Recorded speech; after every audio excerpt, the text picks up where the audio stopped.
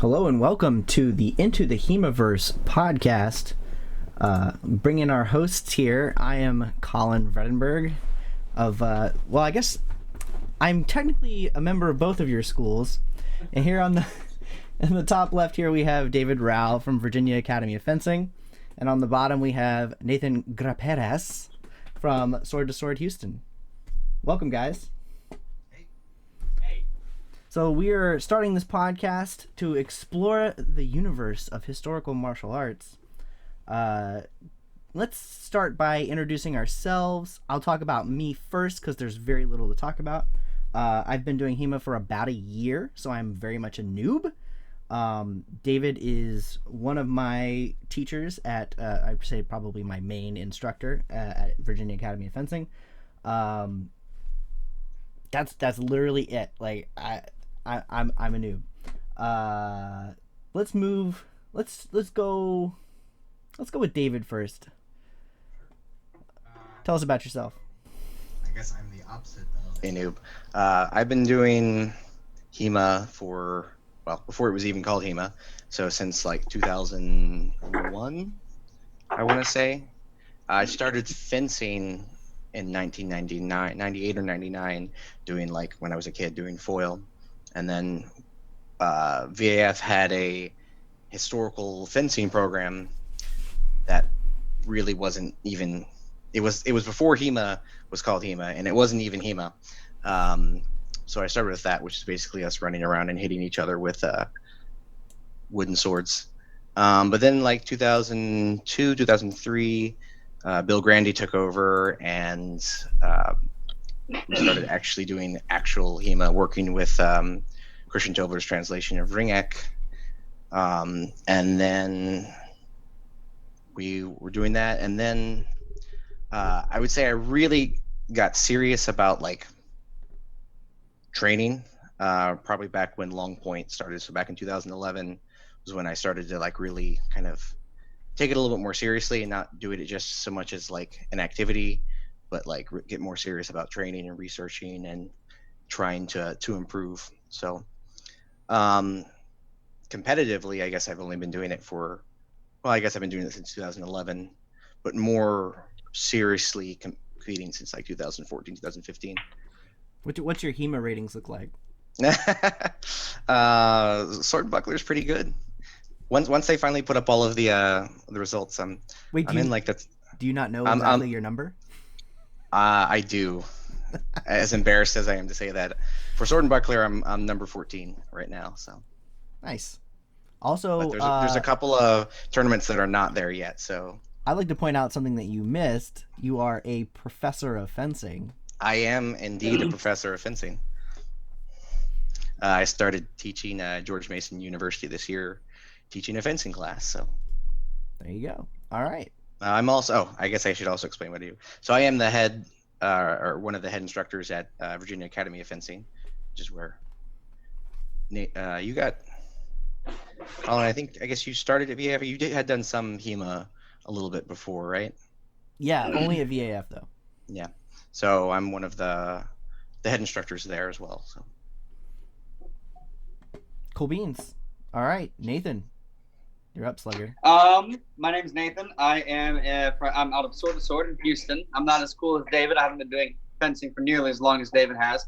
But I started back in 2009 as a student of Scott Brown's. And I think he, shortly after I started, probably about 2.5 years maybe, I think he moved to Florida. And me and another guy whose name is DeCal Doe took over Sword to Sword. And as of earlier this year, I am the head instructor and the owner of Sword to Sword. I've been teaching probably for about 4.5 to 5 years, and competing since 2010, which is when we had Sword to Sword held our first event. Bectual America is what is. No, I'm sorry. The first one was called. What was it called? It was called like the International Houston Open or something like that. We didn't decide on a solid name before the event, I guess. And then the following years it became known as Bectual America. And so I've been doing that. I've competed at Swordfish a number of times. Before you ask, Colin, you informed me yesterday that my HEMA ratings number is 69. Nice. And yeah, I mean, I do primarily longsword. I've in the last maybe 3 years have picked up rapier as well, just to kind of start doing for fun and kind of messing around with, because when you do one weapon system all the time, it starts to get kind of repetitive and not very exciting anymore. So you pick up something new and you learn that, and then you pick up something else and you learn that. Cool. And I think actually both of you missed this. You both currently run your own events, right? That's true. David runs Capital Clash in January at the. It's always the National Harbor, right? Until they take away our contract, until they void our contract, yes. And Nathan does the Purple Heart Open, which is in Houston. And you guys, I don't think you've always done it at that one venue, right? But it's generally right. We've been using them for the last, I think, 2 or 3 years. Mm-hmm. I think this year would have been the third one. Prior to that, we were at a high school gym, and we kind of outgrew that venue through just running the event for a number of years. And then this new venue, it's really, really big. It's got like 3 giant basketball courts, and there can be partitions down and everything like that. So it's a much more suitable venue for us. Yeah. I think Purple Heart Open was my first away tournament. I think that's right. Yeah, it was. Yeah, I remember saying that. It was only your second tournament. And it was only my second tournament, but I had to go because David told me I needed to meet Nathan anyway. That's true. And there's a castle. That was what I told you. There's a castle. I have to say, yeah, the castle feast, perfection.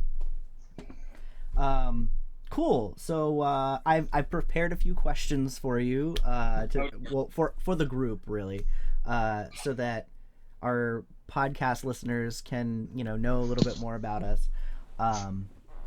So the first question is, what is your favorite weapon category to compete in, and why? And we'll start with Nathan, I guess. I mean, I guess I'd have to say longsword, probably just because I have the most experience with it. Although this past year at Capital Clash, I did some sword and buckler stuff for the first time. Well, not for the first time, but I actually cared about it other than just picking it up and swinging it around for fun. Thank you, Collin, again for letting me borrow your sword and buckler. No problem. It was worth it to see that fight with you and Joe Lilly. That was amazing. Spider-Man. That's such a bad that was also a lot of fun as well. I guess this is probably David is probably going to feel the same way, but I think that all of us like fighting in general. So what's our favorite is kind of irrelevant, just kind of whatever we can pick up, right? Okay, that's a good answer. David? Yeah, I mean, I would say it's kind of hard to answer because you can't copy me. I can't. No. I can't give you easy questions. This is not easy question hour. But depending on what day you ask me, my answer is gonna depend on that day. Because I really do I get really obsessed with one weapon and I focus on that for a while, and then I'm like, I'm bored of this, and I'm gonna go do this for a while. I think flighty is the word for that. Yeah. But I mean, the weapon that I've done the longest would be longsword, and then kind of the associated Lichtenauer. I do KDF Lichtenauer stuff, so the associated staff, dagger kind of stuff. I did that. I mean, done that for forever. But longsword, and then rapier, especially rapier and dagger, and I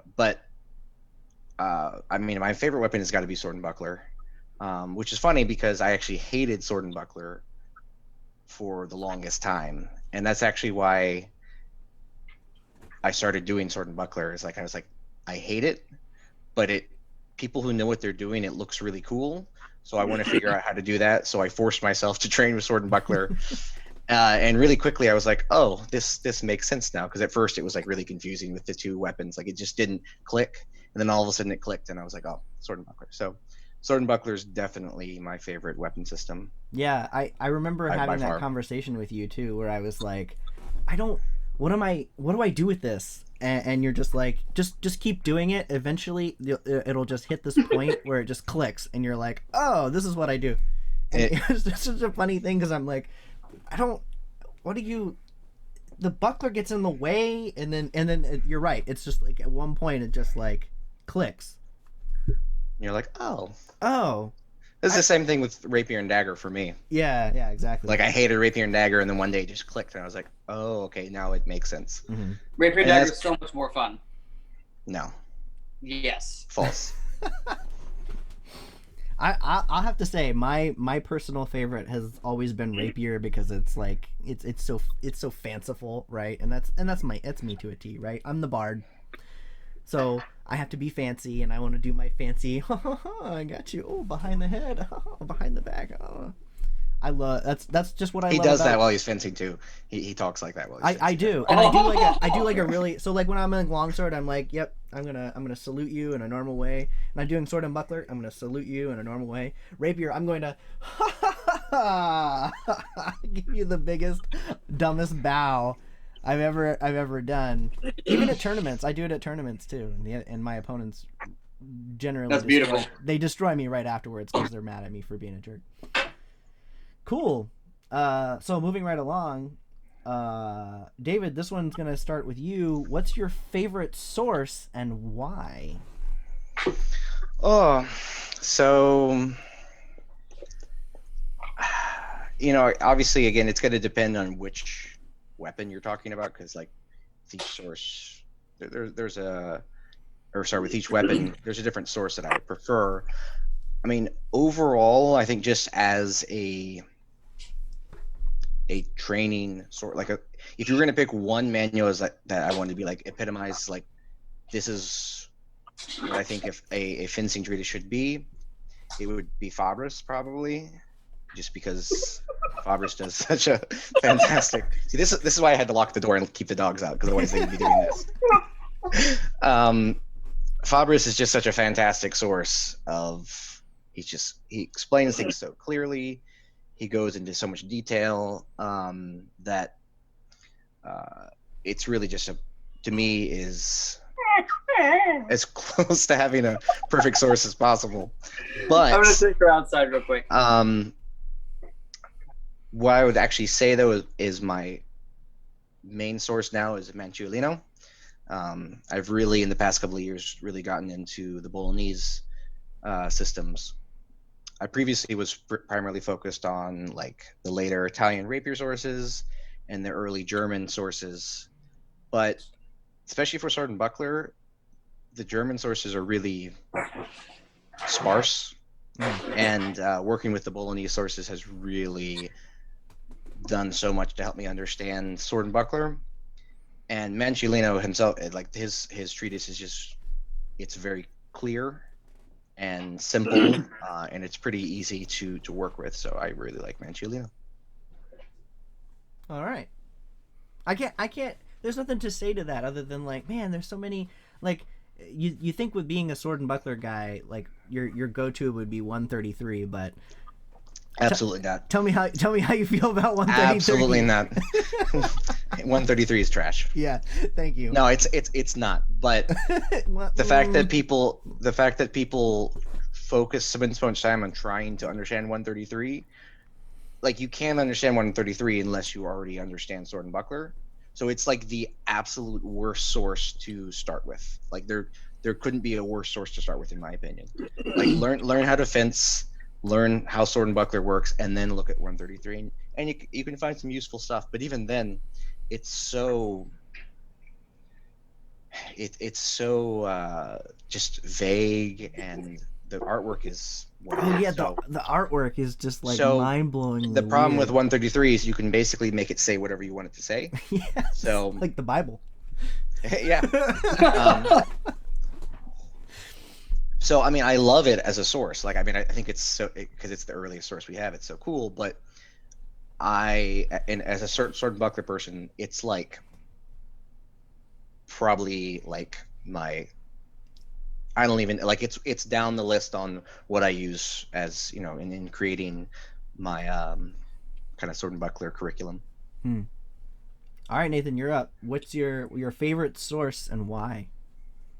Well, I'll start with why. I really like sources that have a lot of details and kind of really don't leave a lot of questions on where you're supposed to be stepping, where you're supposed to be moving. So my favorite source is Cal Hopper.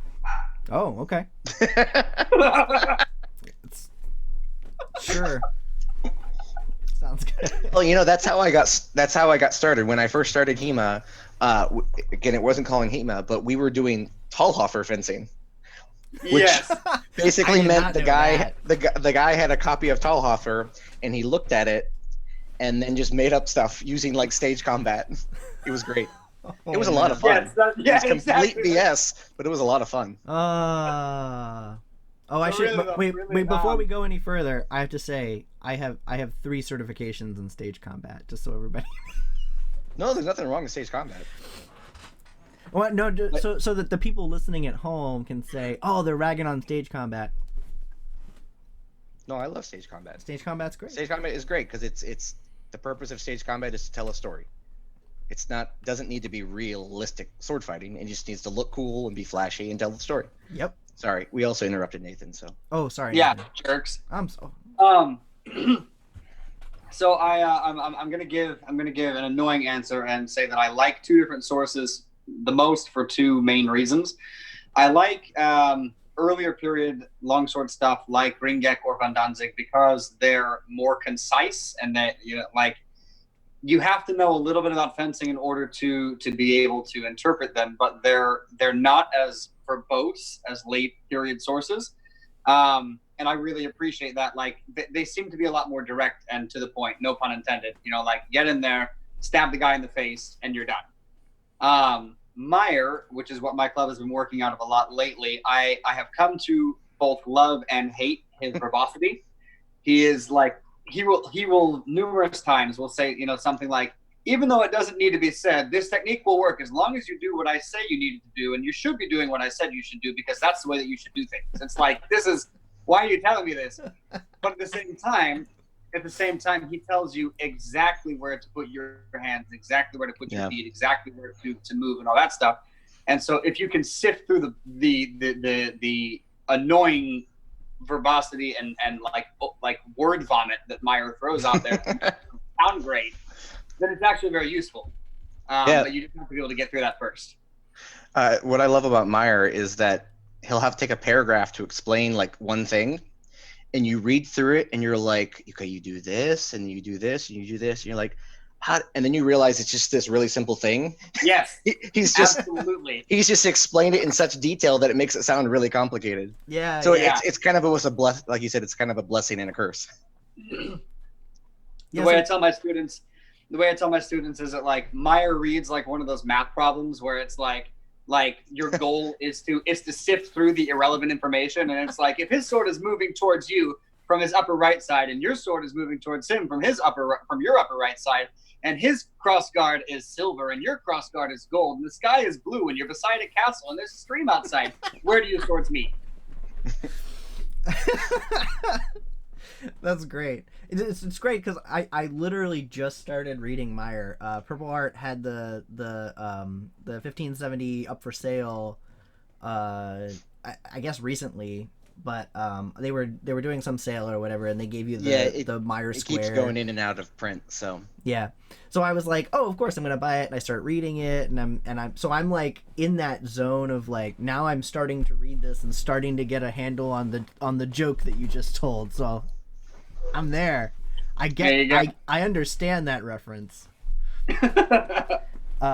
So my favorite source is always going to be Tybalt or Thibault. And the main reason is because everybody else hates it. Yeah, exactly. David hates it. Actually I don't know how you feel about it, Nathan.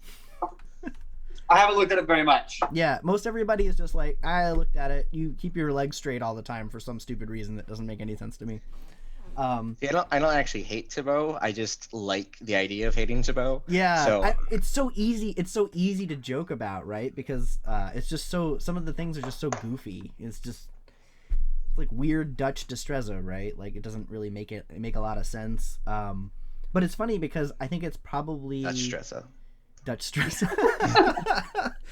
It's funny though, because like I feel like I've had the most success in rapier fencing with it for no reason whatsoever. I felt pretty confident in my Italian rapier fencing, and then all of a sudden I'm like, oh, let me try this weird straight arm garbage, and Alexander and Zachary, and it just kind of fell into place, and I really liked it a lot. So, and it's even better that everybody else hates it, because I love being the outsider, right? Like I love being the weirdo of the group. I think what he does, I mean, not that I really know much about his system, but he simplifies things, right? So like there's only kind of a few answers to how you deal with things, right? Yeah. So exactly. So that gives you a really easy decision tree, which then makes fencing really simple, because if they do this, I do this. If they do that, I do that, and that's it. Yeah. So right? he very much stresses it's not about being faster than the other guy. It's not about being it's more, and he doesn't really say it this way, but this is kind of how I interpret it. It's almost like you get through your decision making faster than the other guy. It's almost like the much more modern, like the way fighter pilots train now, the OODA loop, right? Observe, orient, decide, and act. So that's pretty much what Tybalt is, at least that's how I read it, is that if you can make it through that decision-making process faster than the other fencer, you will win. And so when you can recognize what the other fencer is doing, and you already have the correct action, the correct, I guess, counteraction prepared, you'll always beat them. And it doesn't mean that you're any faster than them. In fact, you can usually act in a slower, like move in a slower motion than they do, but because your mind cycles through that OODA loop quicker, because you make that decision quicker, then all of a sudden it's like, oh man, I can hit you really, really easily, and I don't have to be fast at all. In fact, I can be coming off of a really terrible injury like I was, and this works. Also, it helps that you don't have to bend your knee, like, at all. For people who tear their ACLs in longsword competitions. Who does that? This guy. Yeah. Cool. So, what do I have left? Oh, here's a good one. Who is your favorite fighter, not the three of us, in the HEMA community, and why? Let's see. Who did I go to first on that one? That one was, I went David first, so Nathan, who's your favorite fighter outside of this, our triplet? Oh dear. I mean, there's always Jake Norwood, because he's so dashing in Captain America, but I don't know if he competes anymore. So does he count? Yeah, absolutely. Anybody from the community that you like. You like to watch them fence, or you think that Jake is really cool. He's a very down to earth and easygoing guy. And I was actually at the event that I met David at. Well, that I saw him for the second time at, and like we kind of really became good friends at that event in Mexico. Jake had there was a rapier tournament at that a rapier competition at that event, and Jake had told me that he didn't really do rapier, and he never really thought about it, but he just wanted to pick it up because it was fun, or it looked fun, and he just wanted to see what how it went. And he picked it up, and I think he got third. At and like it sounds kind of like kind of douchey, like doing that, but it does really demonstrate that when you know fighting, you can pick anything up, and as long as you know timing and distance, you'll be fine. And I really appreciated seeing that, because at that point I have been, I only want to do longsword all the time, because that's what I spent so much time doing, and I don't want to bother with having to start all over from a brand new source again, or something like that, or a brand new weapon style. And he kind of really showed me that you don't really have to. You just pick it up, and you're not starting from zero, because you have a very solid basis and understanding of foundations, then it's not that difficult. Jake Norwood's one of the people that I have not been able to meet, which is weird because like I live in Maryland and he should be like a hop, skip, and a jump, and I wanted to meet him. No, not anymore. He moved. Oh, he moved? Yeah, because he lives in Maryland. Yeah, because he found out you were there. Oh well, it happens so much. Well, that's sad, but seriously, he's like one of the people that I've like. How have I not met Jake Norwood? Sure. But yeah. All right, David, you're up. Well, I mean that actually, Jake Norwood is one of the people that's on that list. Copycat. Yeah, I know, seriously, but I mean he is the like face, or was at least the face of American HEMA. And not only is he a fantastic fighter, he's just an all around just great person.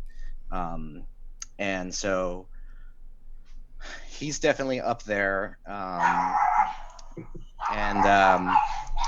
my God, my dogs are losing their minds. Sorry about that. Yeah, that's all right. We all have dogs. But I think my favorite fighter, it's probably a toss up between Martin Fabian or Anthony Oldrishki, or however you pronounce his last name. The two of them are just such a pleasure to watch fence.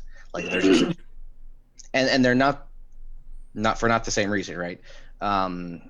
But the two of them, they're probably my top two, 1 and 2. I don't know who's in. It goes back and forth between who's 1 and 2, but those are my two favorite fencers just to watch. Cool.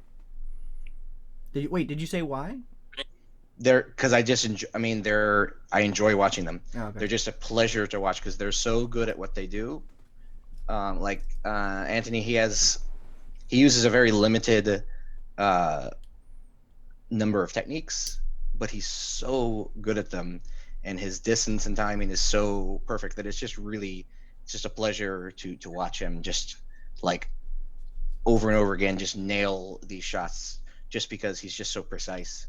And then Martin Fabian is just, I mean, he is probably, I want to say probably one of the best fencers out there, who's also incredibly technical in his fencing. Like he displays a wide variety of technique. He doesn't just rely on a few moves. Mm-hmm. So I guess I like them both, but maybe for different reasons. Makes sense. Because they're both really high level fencers, but they don't fence the same way. One is, I would say, extremely specialized, and the one is more generalized. But they're both incredibly good at what they do, and they're both a pleasure to watch. Cool. Yeah, so actually I completely agree with you about our great patron saint of HEMA, Martin Fabian. No, I love watching him fence, and if it's longsword or rapier, it doesn't matter. Like, it's just like watching him. It was him in the what was that one fight? It was like a master class in rapier. It was him and Martin Genesina.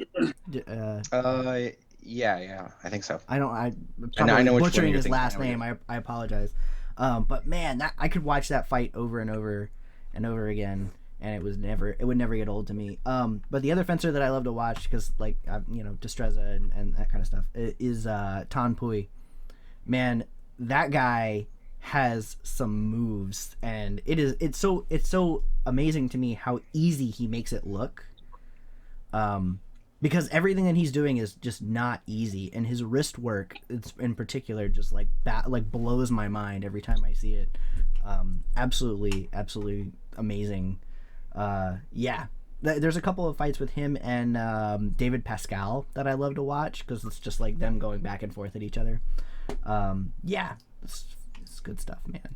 It's good stuff. And it's I apologize. I said that we couldn't pick people from the podcast, other podcast hosts, but you guys know that you would be number one in like tied in your for first. Heart. Tied for first. I would say both of you. No, in your heart. I will you say have terrible taste.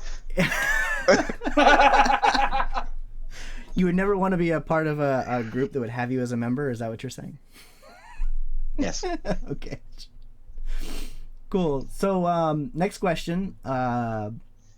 What have you guys been doing at home since the for people watching this in like far in the future, we're in the middle of a pandemic and it stinks. One of the reasons why we wanted to start this podcast, I think, or at least from my perspective, I don't want to speak for you guys, was that this pandemic sucks, and we want to keep in touch with each other. But yeah, so the United States is currently under a stay-at-home order in most places, but it's starting to loosen up now. So during the pandemic, the what? Potentially, yeah. Honestly, I think we're probably in for another snapback, which is not great. But yeah. So what have you guys been doing with the Rona on the loose? Sorry, David, you're up. What have you been doing at home? Well, I mean, this is the longest I've ever gone without fencing. I mean, in no joke, in over 20 years. I've been doing this since, I think, like I said, either 99 or 98, and I've been fencing every week at least since then. And then basically since the middle of March, I've done like zero fencing. Other than I've done a little bit of stuff with Mariana, my wife, but even then we haven't really done a whole lot of fencing stuff. So it was funny. It was the first few weeks. It was actually kind of nice because it was like, I'm not going to think about fencing, like something that I thought about every day for decades, right? To be like, I'm just going to, and I basically just did nothing fencing related for a few weeks, but then that kind of, the joy of that kind of wore off. But it's hard to do, like we live in a smaller apartment, we don't have a lot of space, and it's kind of hard to do stuff outside here, so we don't really do a whole lot of fencing.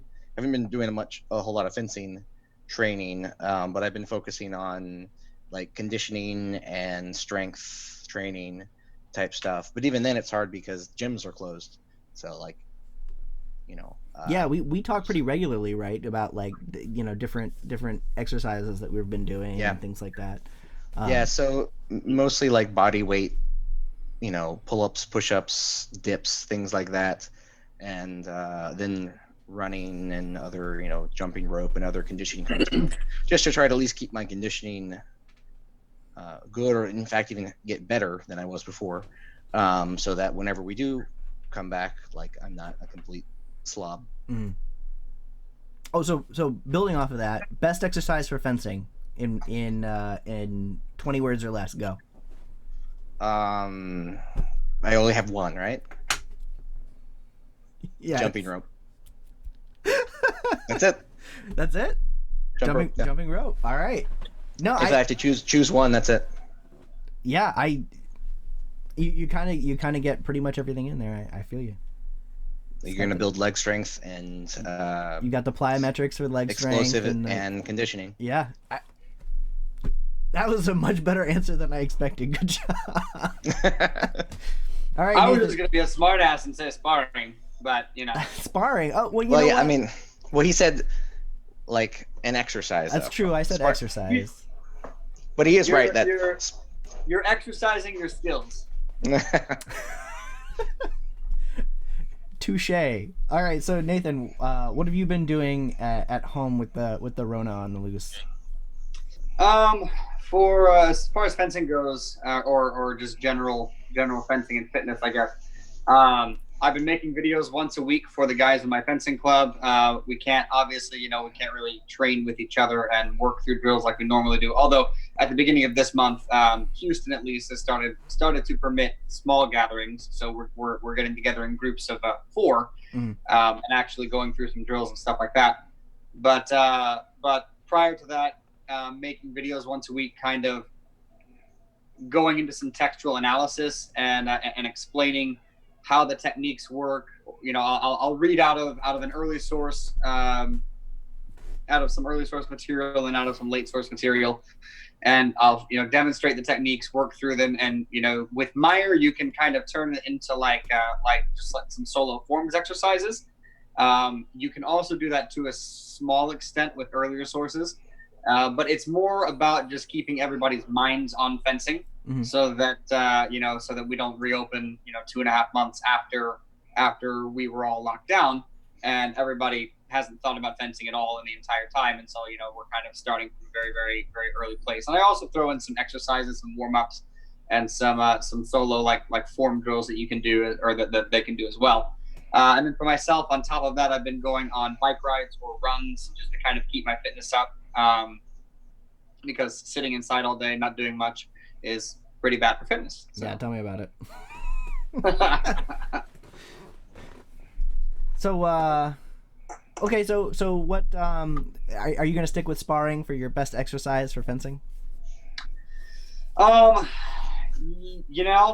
I want to, because then I don't have to think about something other than jump rope. That's over 20. What? You're over 20 words, but that's fine. Good. Yes.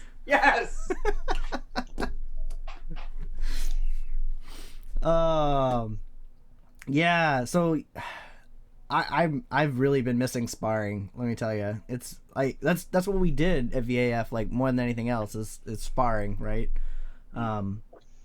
Man, do I miss it.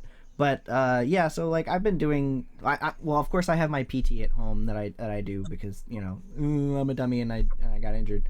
But yeah, so other than that, like, drills and drills and footwork drills. I do lots of ladders. That's my my best exercise for fencing. Since I can't say jump rope and I can't say sparring, I'm gonna go with agility ladders. Those are good. Yeah. That's probably helped me the most because, footwork is 90% of fencing, right? Yeah.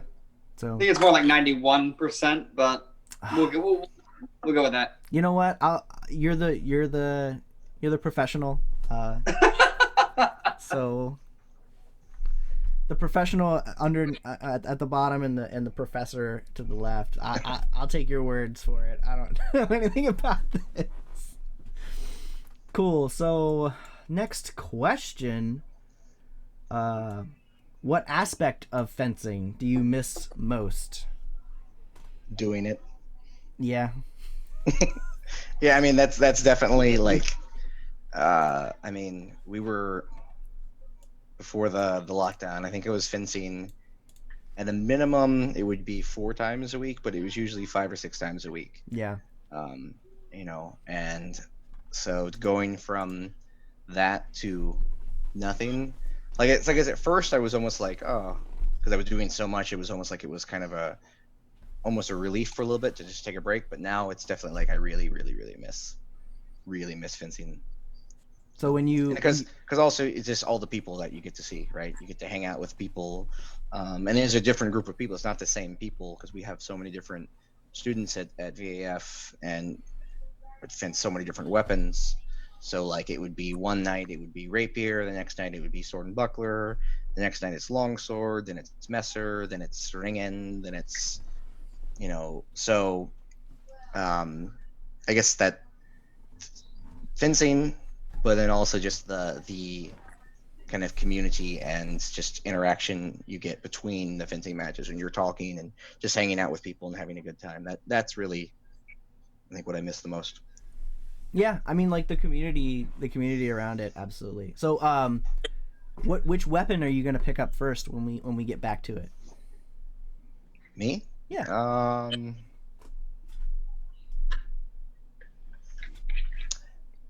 So either, it's a good question. I mean, sword and buckler, but I've also been I've been working a lot. I'm going down the dark side, and have been reading a lot and working a lot with saber manuals. So sabers, I like saber because it's really simple, and it's kind of fun. All right, Nathan. And then longsword is just basically two-handed saber anyway, so. I love it. I'm gonna call it two-handed saber from now on, and everyone's gonna hate me. All right, so Nathan, what do you miss most? You're starting to get back into it though. Yeah, we are a little jerk. Bit. Although, you lucky jerk. I know. So I very much I'm a super extroverted person, and I really appreciate like no, you can't tell, can you? And like the social outlet and the community of kind of seeing all of my students / friends, 2-3 times a week.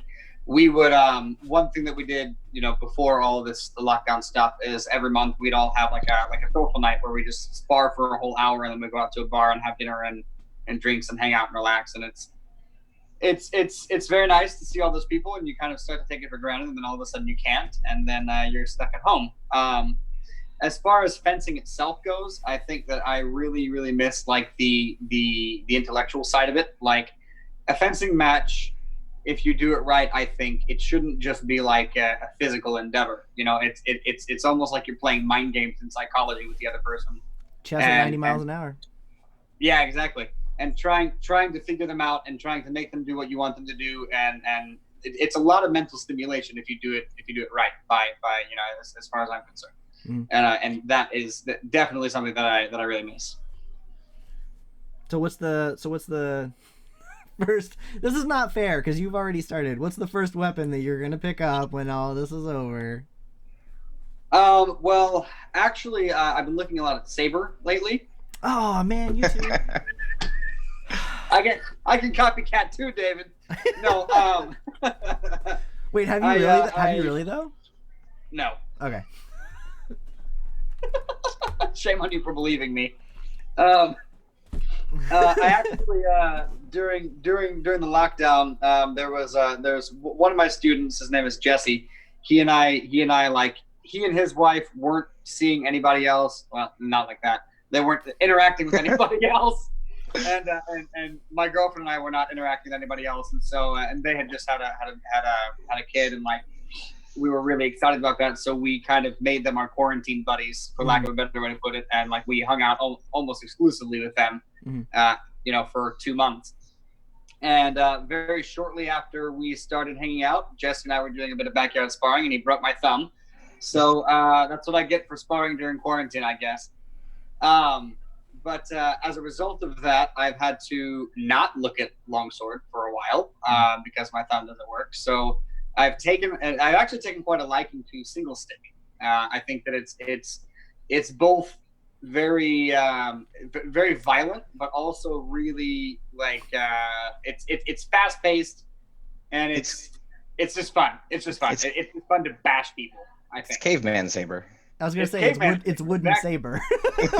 So you didn't lie to me after all.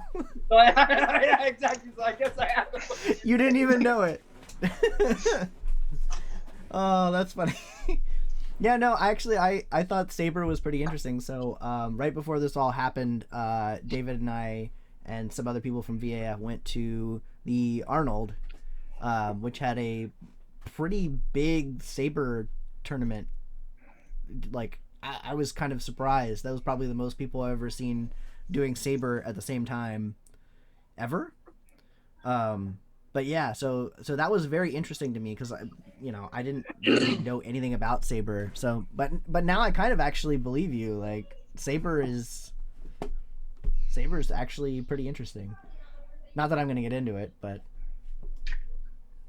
the problem with me is that I can never I just have ADHD. I mean, I do have ADHD, but when it comes to weapons, I also have ADHD. So I'm like, I'm interested in this now. Yeah. So, I don't think there's a fencing weapon that I have not at least played around with. Well, yeah. I mean, that's who wouldn't want to just play around with a bunch of weapons all day? That's literally what. Isn't that the Jake Norwood quote? That's right. What do you? Oh man, I can't even remember how that goes. But it's basically like, well, I want to play around with swords, right? I want to play around with sharp That's swords. Right. Yeah. Isn't it dangerous to play with swords? Yeah, well then why does anyone want to play with swords? Because it's fun. Yeah, because it's fun. And then he turns and looks at the camera with that like perfect smile. I gotta meet that guy sometime. Cool. Alright, so moving right along, unless you guys have any other final thoughts on this. No, I don't. No. Cool. So, talking about our podcast a little bit, because this is a podcast, which is, everybody tries to do their own thing. This is a podcast? Yeah. Yeah, so everybody, all these podcasts are, there's a bunch of podcasts that exist. They're all trying to do their own thing, and so I was like, oh, let's come up with some questions to try to zero in on like what we want to do with this, with Into the HEMAverse, right? So as like a quick warm up, what if any other podcasts do you guys listen to? Nathan, you go ahead and start. None. Really? No other podcasts? Nope. The Goose Egg? The Goose Egg. None. Okay. I mean, like, wow. I have listened to a podcast here and there, but I just don't listen to podcasts. Interesting. What? So you've listened to one or two, just kind of like intermittently, like, oh, there's an interesting guest on, or like, how do you kind of choose? No, like, I think I tried to listen to a couple of podcasts because, like not all my friends, but a lot of people were like, hey, podcasts are great. And so like I just went on I think it's some app that's on that comes like on the iPhone. You can find podcasts on there.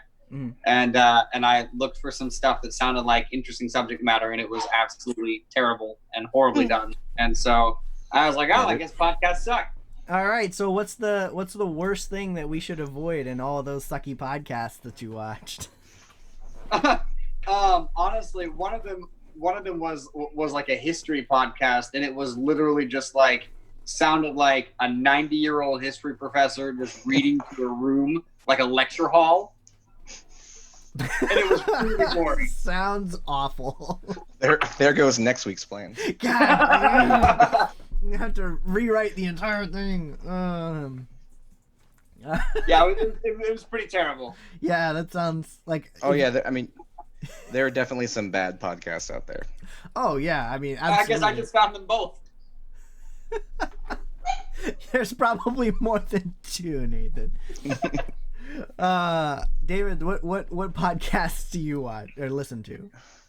I actually a few. So, I mean, one of the favorites, right? And this is everyone's going to say this if they're into podcasts, but Serial was, of course, fantastic.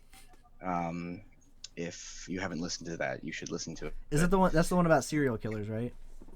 No, it's about a specific murder in Baltimore, and then the whole case and controversy around it.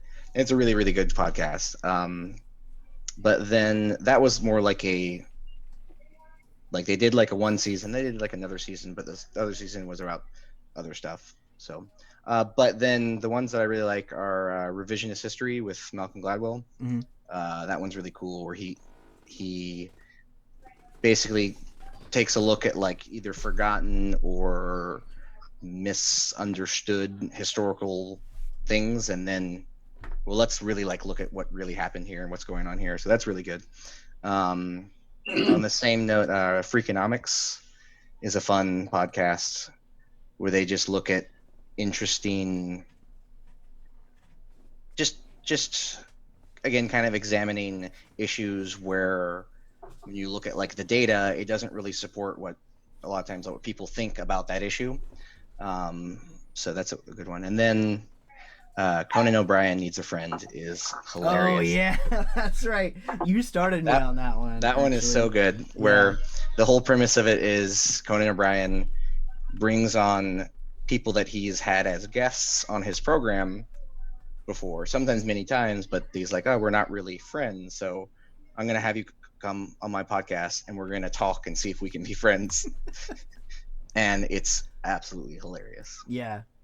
Yeah, the couple of episodes that you shared with me, I thought were quite good.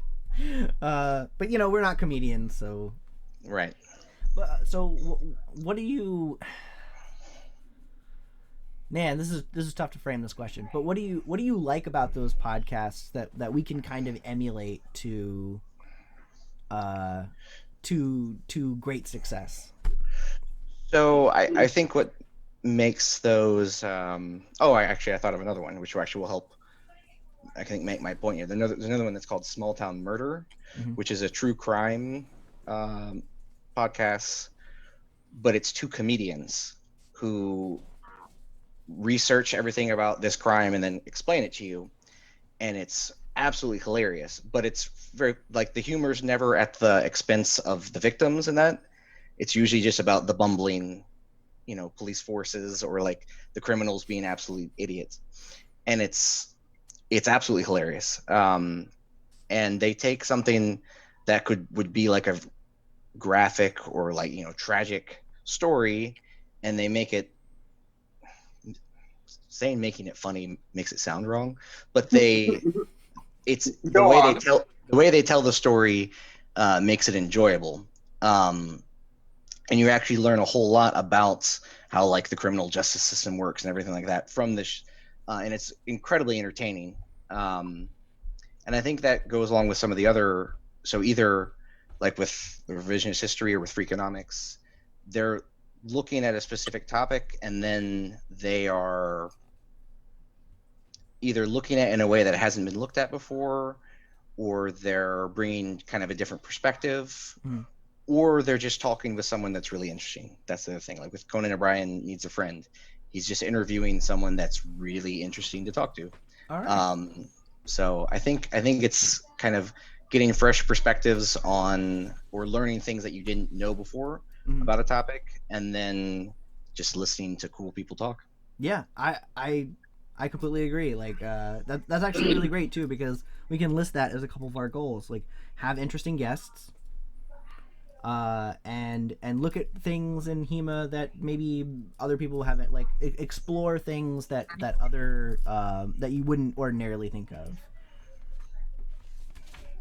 Interesting. Also, for anyone who's listening, Nathan has applied a fisheye lens to his camera, and it is hilarious. Good job.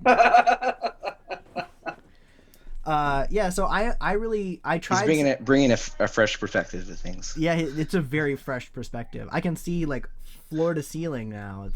It's amazing. Yeah. So I only like subscribe to one podcast, and it's Sean Carroll's Mindscape. But he always has incredibly interesting guests, right? He's had some people, and sometimes they're controversial and sometimes they're not. Sometimes they're just like the biggest brains that you've ever heard talk about anything. But he usually tries to keep it science focused, but then shifts that science onto like a realm of philosophy, which is very interesting. So I was kind of hoping that through this exploration of the HEMAverse that we'd be kind of focusing in on some points about like the philosophy of like what HEMA's purpose is, and like what we're here for. Get some good knowledgeable perspectives from you two guys, obviously. Me as the fish out of water characters, right? So like newbies that are listening would be like, oh yeah, I can identify with that guy. He has no idea what he's talking about with these two guys that know everything, or know a lot more than he does. Yeah, so that's I'm gonna write that down. Actually, that's good stuff. And while I do that, let's do the next question. Who in the community would you like to have on as a guest? I think I started with Nathan last time, so I'm going to start with David. John Clements. Actually, not even joking. Actually, I think that would be incredibly entertaining. I mean, actually, it would probably be an absolute dumpster fire. Okay. But, I mean, I don't know. There's so many people. I mean, just as a fanboy, I'm gonna have to say Martin Fabian. Yeah. Oh man, I would love. Like he's probably my number one. That's your Martin Fabian's your number one. Okay. Out of the people, because I also think he's entertaining to listen to as well. So I think he would be a fantastic guest. Oh yeah, and he brings such an interesting perspective. I've seen some of his Facebook posts like that are just like in depth of like, Meyer as a sport fencer, right, as opposed to the martial background that it comes from, and his insights are always like spot on. It would be amazing. I don't know if it would work out, but if we can make it happen, man, that would be one cool. day. One day, yeah. Yeah, and like I'd like to see people like there's a lot of people that we could that we know that we could bring on, I'm sure. I'd like to see if Devin Borman is interested, because he's always got a good perspective on stuff. Nathan, who do you want to bring in as a guest? I think Jason Barron's would be fun. He's a lively and entertaining person. He is. Yeah, I 100% agree. I also agree with you. After you said it came to mind. Devin is one of the nicest guys I've ever met before, and he's great. So he would be pretty cool as well. Yeah, I knew he was gonna be. I knew I was gonna be on friendly terms with him forever. When I came in on your sparring session at Clash, or it wasn't really a sparring. It was more like an exchange of ideas after your class. And I sat down with my daughter, who sits down next to me, and Devin goes, "Is that yours?" I was like, "We're gonna be friends." Oh yeah, he's a great guy. Absolutely. Yeah, Jason Barron's he's definitely a character. I got to meet him at Clash this time around, even though I wasn't competing. He did really well, if I recall correctly, in the veterans specifically. Yeah, he won, right? Yeah, I think he either won or took second place, and I don't remember which. It's my event, and I don't ever remember. So, but you know what? I love the idea of veterans longsword. I love that idea. Sorry, Nathan. you youngin. But yeah, so we qualify for that like soon. Yeah, I'm getting into this late. Everyone who participated in it loved it. Yeah, I'm all in, man. It was super cool. Any other guests that you think that maybe the guests that we could get, or maybe the guests that we probably couldn't get? Throw some names. Let's name drop, guys. Come on. No. Thank you, David. All right. I mean, there's so many. It's hard to. I mean, I can just start naming names, but I mean, we should have everyone on. All right. Well, either way, I'm gonna get a list from you guys later, so we can start giving them calls. All right. So, the other thing that David mentioned before we started this podcast is that we should definitely be doing gear reviews, and I 100% agree. Like we definitely should be doing that. What gear? Because we kind of have a backlog at this point, right? What gear do you think we should review for our episodes? Pro Gauntlet. Well, yeah. When those come out, I think we've all bought pairs of them, right? Like, we all have orders, right? Okay. So we're all gonna do a review of that one. I'd be interested to do a review, because I haven't tried the sparring glove mittens, but everyone says that they're comparable, if not better, than the Konigs. What do you guys? Yes, I'd also like to see those, because I that's my evidence by my broken thumb. I need new gloves. Yeah. Yeah. I mean, I've got lots of stuff I can.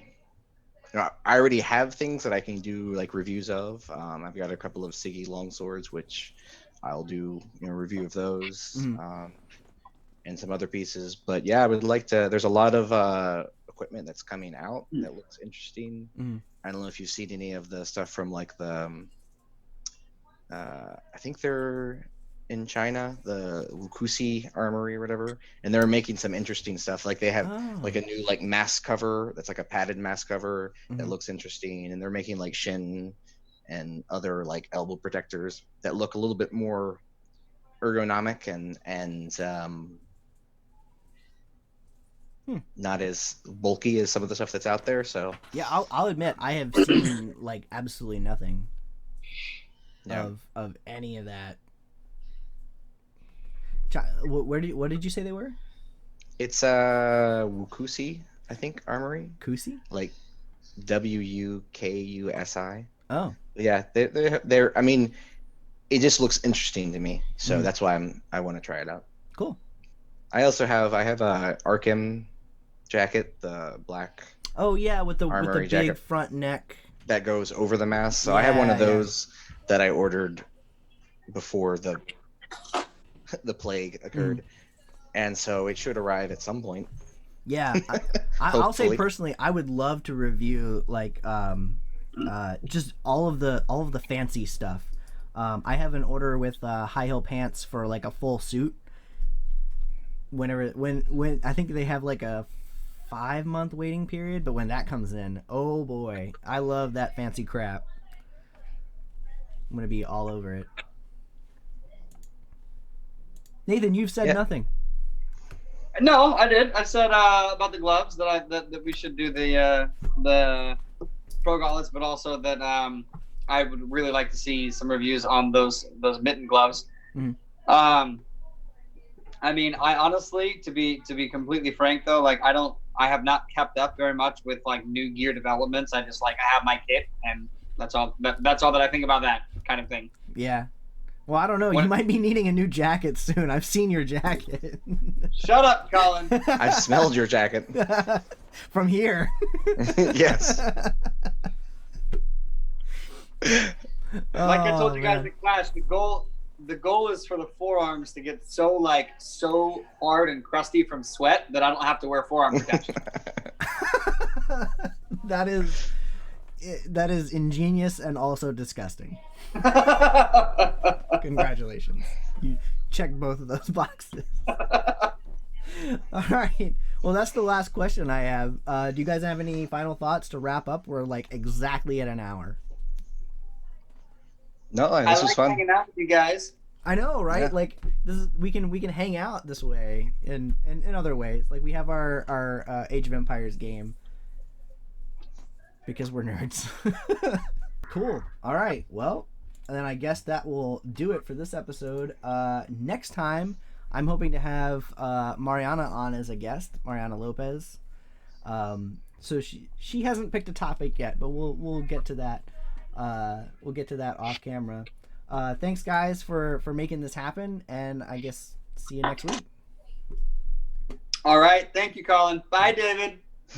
Bye, Nathan. Thanks, Collin. Yep. Bye.